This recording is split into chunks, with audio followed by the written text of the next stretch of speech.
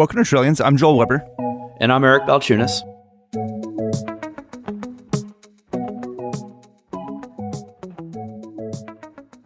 Eric, we have a true innovator back on Trillions today. We do. This is an episode we did where at the very end, this particular issuer teased us with this particular ETF, and we knew it was it wasn't going to be easy, but he somehow managed to put it in registration, get it through the SEC, and it is launching today. So we're talking about Matt Tuttle of Tuttle Capital Management. Before he was on the program to talk about inverse Tesla, he teased a Jim Cramer ETF, and that's what we're talking about today. Jim Cramer, of course, the host of Mad Money on CNBC, which is a very entertaining show to watch, filled with lots of stock picking, lots of calls, kind of active management at its finest. Eric, what about the Jim Cramer idea do you love most? Yeah, I mean, look, the guy just has a knack for not being wrong, but being spectacularly wrong on occasion. He's got somewhat of a reverse Midas touch, is how I put it. And I think that it's all over Twitter and the internet. There's many, many examples. We'll go through some in the episode, but I think he's just sort of late to the party a lot. He'll get his loudest and most boisterous after the price action is really good for like 2 or 3 years. I think the price gives him confidence to be loud. So he's almost like the last guy at the party or on the bandwagon. And that's why he's a decent reverse indicator of a big collapse or a run up. And it seems to work. And it's, look, we're all looking for return. So why not try something that looks to have a proven track record? So this will be a fascinating experiment in the ETF world. Okay, joining us, Matt Tuttle of Tuttle Capital Management, where he's the CEO, as well as Katie Greifeld of Bloomberg News. This time on Trillions, sane money. Matt, Katie, welcome back to Trillions. Thanks for having me. Thrilled to be here. Matt, what took you so long? So this was not easy.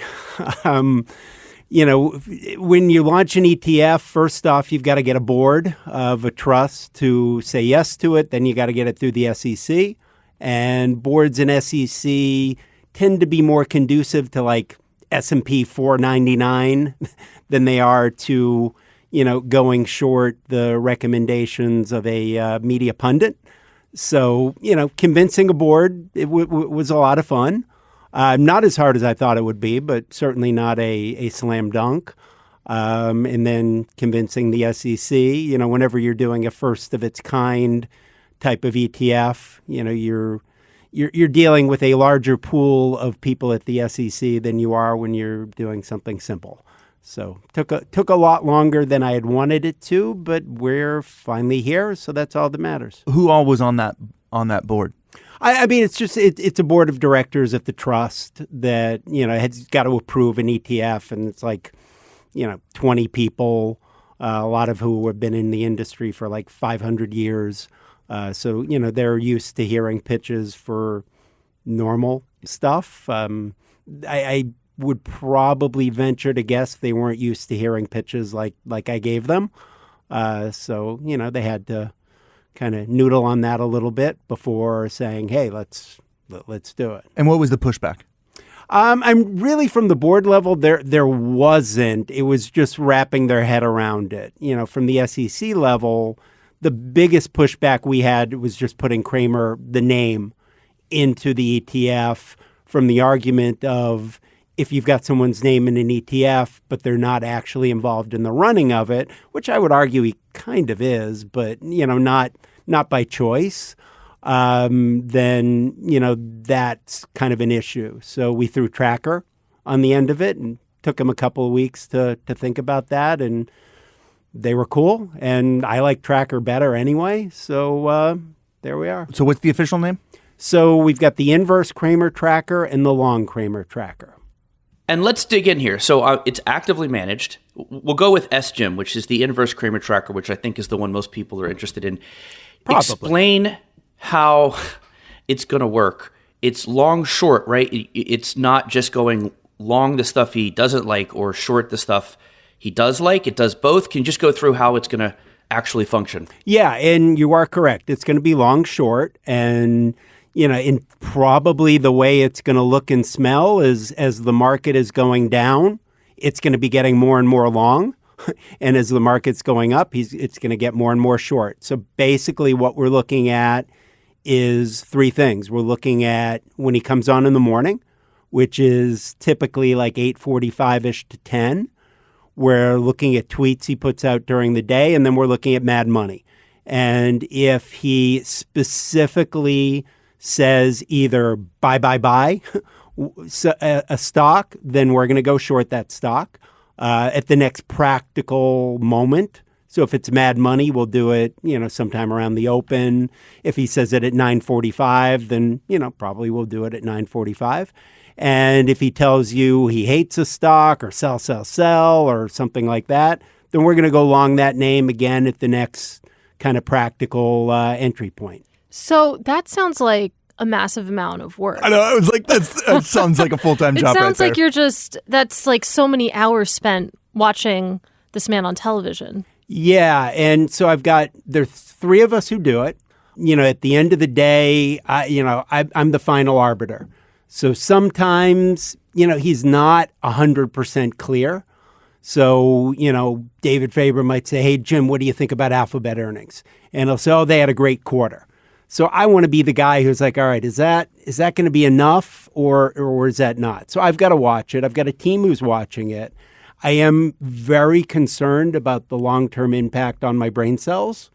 That has not been adequately studied. But luckily my team is younger than me. So if, I go They're off used the to deep screens. Well, but if I go off the deep end, I've got two people to kind of take up the mantle and, put me in a home or something like that. So have you dabbled with this just on an ad hoc basis, like just to see how it works? Yeah. So, I've been running this on paper since January 1st in expectation of the launch because we need to get have an actual portfolio on launch day.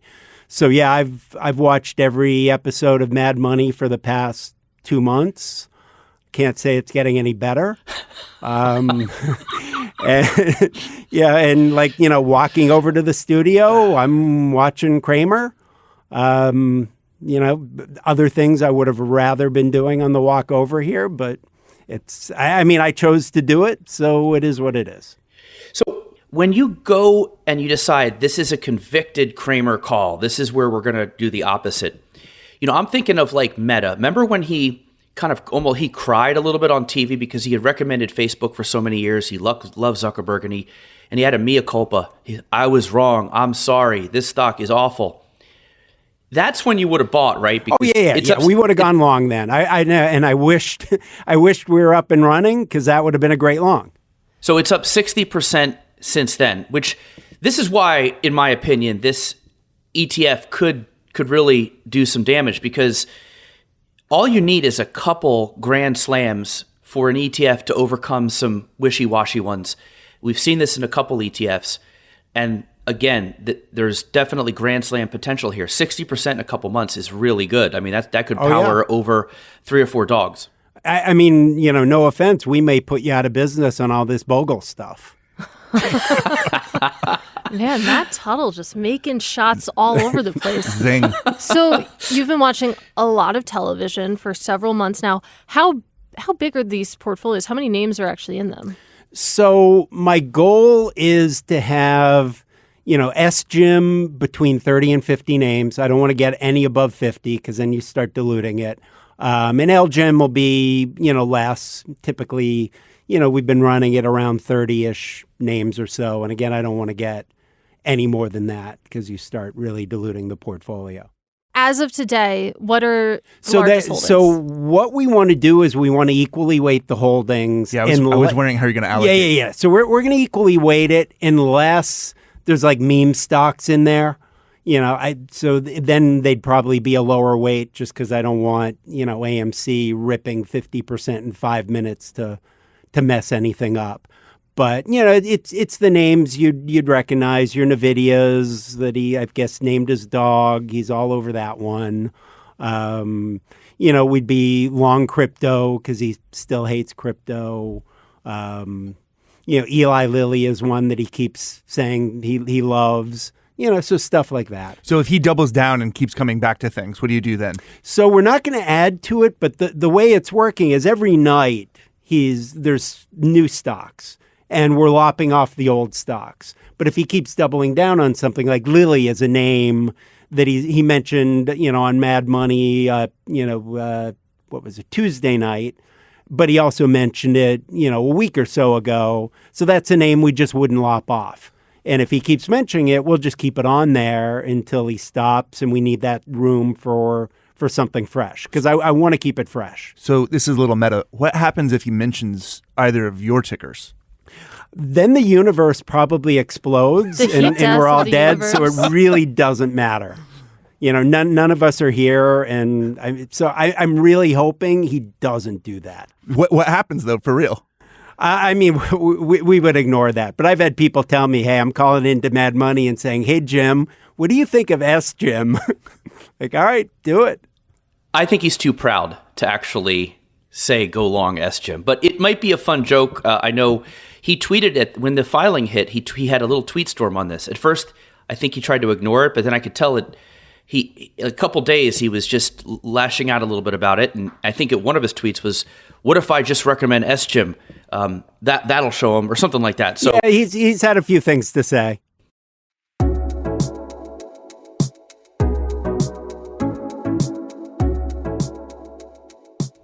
Have you had a conversation with CNBC or with Jim? So I have not. I've heard through the grapevine that CNBC is angry and maybe a little bit scared, which makes sense. I mean, if S Jim from a performance standpoint is up like 100% every year, that's probably some explaining to do there. And David Faber might, hey, Jim, what's going on? I would love to have a conversation with Cramer. I know some of the other guys over there. I know some people who know him. I've tried to arrange that, and they've been a little bit frightened to arrange it. But hopefully one day. Here's the thing, though. He should embrace this. This is his livelihood. He believes he's making great calls. And I think one of his tweets early was, bring it on, and I would have the same attitude. He should want to see this fail, and he has a chance to be the hero. The thing, though, is this idea of just shouting out about stocks like every other day. It really isn't a great way to invest in general. It's very hard to beat the market with this kind of run and gun, shifting gears all the time, especially if you're so bullish or bearish at the end of the cycle. If you get bearish on Meta after it's had a really, really bad run, well, of course, that's not a great time. It's already passed. Like with crypto, he's so bearish and hating on crypto after it lost 70%. Whereas you kind of want to be bearish before that. And I think that's why this has a shot to work legitimately. But I would think he'd want to sort of prove it wrong. And I think it'll be an interesting thing. And I think it'll be tempting for him to tweet about it and, challenge it. And that would probably be good marketing for you. I would not mind him talking about it all day, every day, yelling at me, calling me names, whatever. I think that's called free publicity. That is called free publicity that, money can't buy. So what's your goal? So, and Eric hit on the main point. A lot of people will think, this is just gimmicky. It's not. This to me is an awesome portfolio diversifier because, I've noticed over the years, there's a factor out in the marketplace that there's probably a technical term for it. If not, I'll make it up. But it, for lack of a better term, it's, most investors are pretty much clueless. And, we see it with sentiment numbers and analyst calls and trying to call the market. And Cramer, A, as Eric said, has that Midas touch, but B, he swings at every pitch. And that's not a criticism. He has to. Yeah. You can't call Mad Money and be like, hey, Jim, what do you think of NVIDIA? Oh, that could go up a lot, but it also could go down a lot. Oh, well, yeah, thanks, Jim. So by swinging at every pitch, what you've got, and again, Eric hit on it, you've got this portfolio that is shorting stuff, right at the top, buying stuff at the bottom. And I mean, people are looking for ways to diversify their portfolio now that 60-40 had let's say a bad year last year. To me, this should be in every portfolio, and it's going to be in mine. Well, realistically, I have to imagine it would be mostly grassroots retail, though, right? Like, I can't see like a financial advisor recommending. Yeah, a financial advisor, maybe not. That would have to come from their clients. What is interesting, and it'll be interesting to see, is on the institutional side. Are there institutions fading what he's doing? And just anecdotally, as I've been running this, I've seen some weird stuff. Like, he tweeted out about oil stocks a couple of weeks ago. And right after that tweet, oil stocks had been going up. Right after that tweet, they started selling off. And they sold off for like an hour, and then they stabilized. And I'm looking at that. I'm like, was that a coincidence? I mean, maybe it's his Midas touch. I mean, he tweets it, they go down. Or are there institutions that have algoed that? And, is this a product that maybe, you've got some of them sitting there watching Mad Money saying, hey, if Tuttle's going to do it, let him friggin' burn his brain cells and we'll just buy SGEM. I mean, we'll see. One time, I think I saw him, there's a couple people on Twitter who track his calls, and they pointed out that he said buy NVIDIA at like 9:30 a.m., and then he was hating on it like 4 hours later. And I guess, how are you going to deal with the flip-flop? Or do you wait till he is completely bullish or bearish, say 2-3 times in a row? No, I mean, we'll flip-flop with him. I mean, we're sitting there. I got a trader who's in front of his computer all day. So if he says buy NVIDIA in the morning, we'll buy it. And if at the end of the day he flip-flops, and it's a clear flip-flop, then we're out of that position. So I have no problem with that. We're ready for that. I think one of the things that, and I'm curious to see how this works, because long short is the one variable of this fund that is an unknown, because the market tends to push a lot of stocks up or down depending on what the Fed does. So if you have long short, you're probably going to have a lot of offsetting. And I agree, that will give you a nice lower volatility and a lack of correlation. So you could be like an alternative. That said, it might limit the shiny object potential. Did you think about that? Yeah, and maybe not. So I'll give you an example. While we've been tracking it, so a lot of people were coming up to me because Cramer was bullish on the market in the first part of the year, and the market went up. And they're like, hey, Cramer got that right. I was like, well, no. Look at the details. What he was saying is don't buy tech, don't buy NASDAQ, don't buy FANG, and buy all these value stocks. So if the portfolio had been live, we would have been, long FANG, long tech, long a bunch of the NASDAQ names and short some of the value stuff. And that still would have done pretty well because, he was completely wrong. I mean, yeah, he was right to be bullish, but he was wrong about what to be bullish about. But could that limit, are we going to be up 300% in a year like we could be if it was all long or long short? Probably not. But if I'm going back to this whole theme of this is a portfolio diversifier, then that's not really what I'm looking for anyway. I mean, I don't want to put a 10% allocation in something that could be up 300% or could be down like 80%. So I'm curious about the back testing here, because you said you had been experimenting with this since January. How has it performed in that time, which has been an interesting time in the market?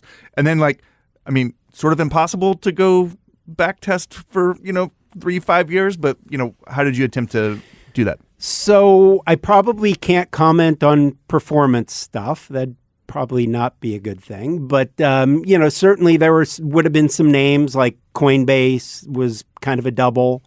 So there would have been some interesting things in there. I know other people have done back tests. I think the problem is, you don't always know when to enter because, again, if he says, hey, Alphabet's quarter was good, one guy might say, all right, that's a buy. I may not. And then when do you get out of something? Because he may say, hey, I love Meta, and then he may never say, I hate Meta. So I think it's very difficult. All the anecdotal stuff I've seen, there's some guys on Twitter who post some stuff. That all looks extremely interesting. And, and obviously you don't get this type of reputation if you're like the best stock picker ever. So I'm not worried about it. So when we had the Twitter Spaces back then, there was a section of that call where some of the listeners called in and asked you, and this is a theory I hear a lot when I tweet on this topic, is the reason he's good at being spectacularly bad is that he's actually in cahoots with his hedge fund pals and this investing club you have to pay for. And so what he does is he does the real investing there, and then he purposely gives bad advice on air so that the other people can go the opposite way. Seems a lot of work. I know. I don't buy it, but that's I guess a conspiracy theory out there. But I guess the bigger question is the difference between his picks on air and the club. So, and I've heard that theory. I mean, I had a guy call me up a couple weeks ago telling me that that's fact. And again, who knows? It does sound like a lot of work to me. It seems like a guy like that's got a lot to lose. I don't buy it. I purposely am not a subscriber to the club. I don't want to know what's in that portfolio. I don't care. My sense is that that's probably stuff that's fairly well thought out, long-term in nature. And what I care much more about is the stuff he wakes up in the morning and wants to talk about, or the stuff that, the retail guys are calling in and want to ask him about. That's the real interesting stuff. I don't care about the club. If you want the club, buy the club. To me, LGIM is better because we're going to be, a lot more active. So if you're a Cramer fan, I buy LGIM over the club. What's the turnover going to be like? Turnover is going to be a lot. On a typical Mad Money, there's at least 5 things he's doing. And so I'm adding, 5 names and subtracting 5 names. How long do you think longest something could stick around in a portfolio then? I mean, again, it depends. If he keeps talking about it, it's going to stay. So Bitcoin would be something that would have stayed around for a while because every time you ask him about it, he's negative. But typically stuff is going to cycle out and, within 2 weeks.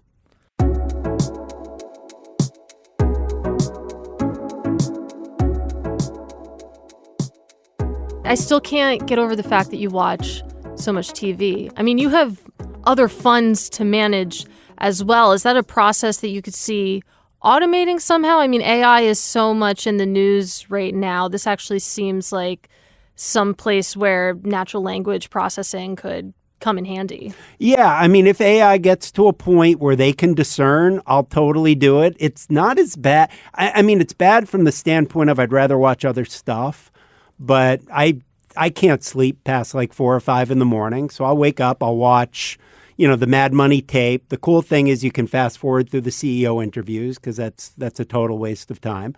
So you get rid of a lot of that stuff. And then you're really just watching from 8:45 to 10.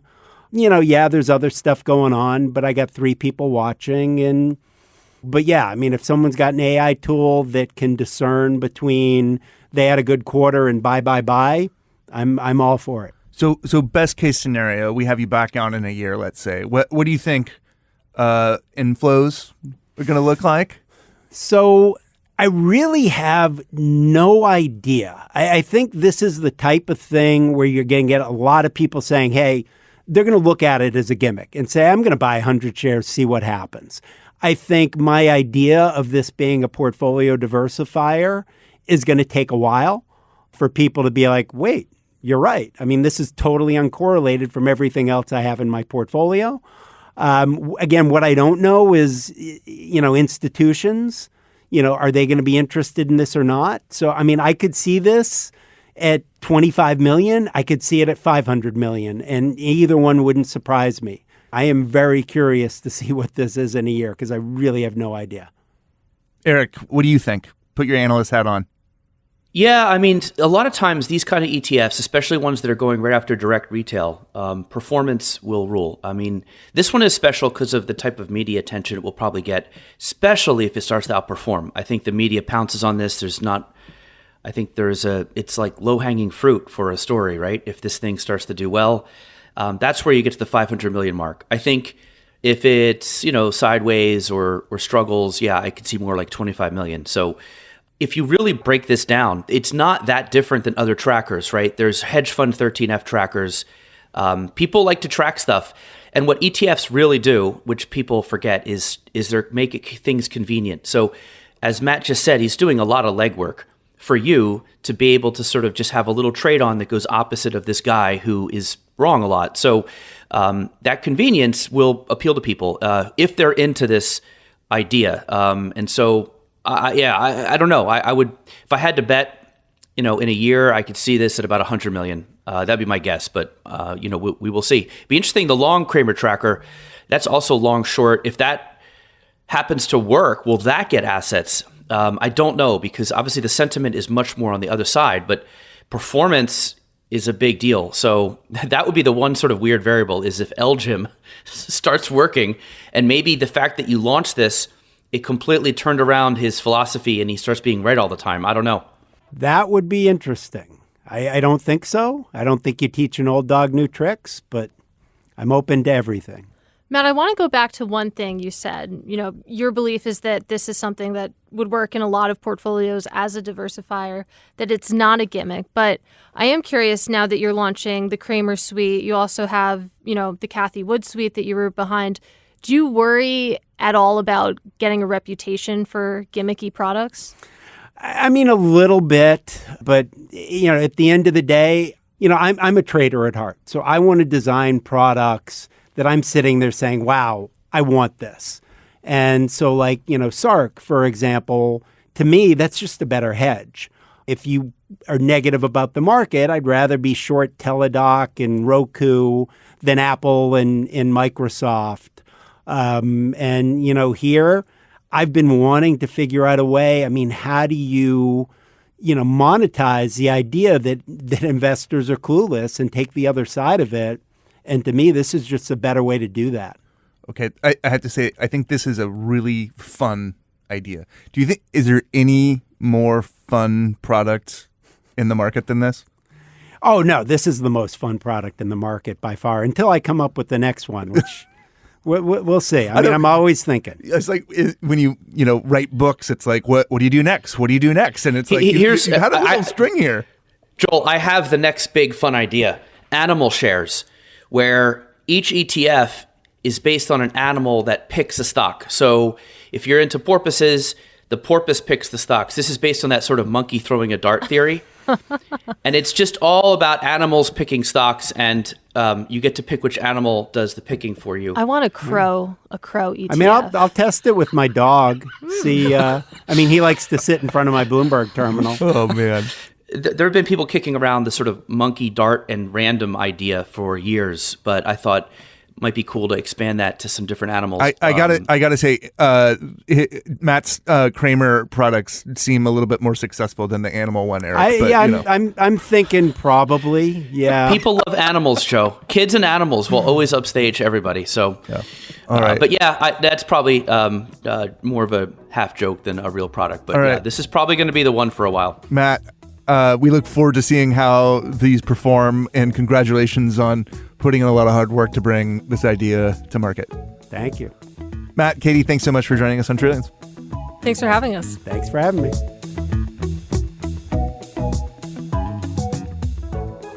Thanks for listening to Trillions. Until next time, you can find us on the Bloomberg Terminal, Bloomberg.com, Apple Podcasts, Spotify, and wherever else you like to listen. We'd love to hear from you. We're on Twitter. I'm at Joel Wepper Show. He's at Eric Balchunas. This episode of Trillions was produced by Magnus Hendrickson. Bye.